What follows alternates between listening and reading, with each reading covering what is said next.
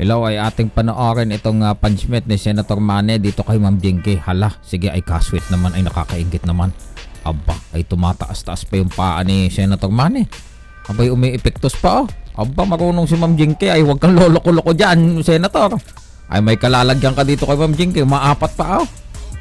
Hala. Ay, marunong. Oh. Aba, mahusay din mag-match tong si Senator Manny oh. Aba. Aba, tignan mo ikasweet oh. Yung banding nila ay boxing. Aba, teka, sana all. Oo. Ayan oh. Aba.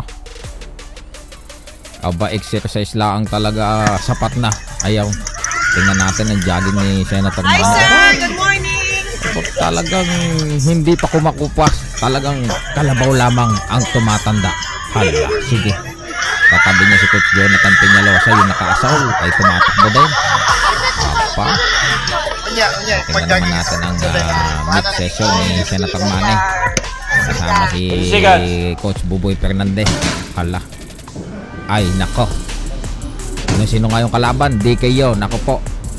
Nako, kung ako sa'yo, umatras ka na. Ay, wag naman. Mawawalan ng laban. Oo.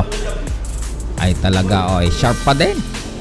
Nako. Eh, kung si Mayweather nakikipag-exhibition sa mga YouTuber, sa mga artista, eh, medyo kinakalawang na itong si Senator Manny. Ay, sharp pa. Nako.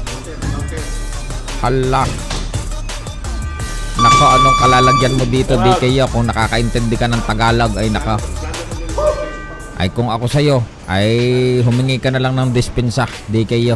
Para kahit papano, ay alalayan ka laang. Ayan, si Coach Buboy, hinihingal.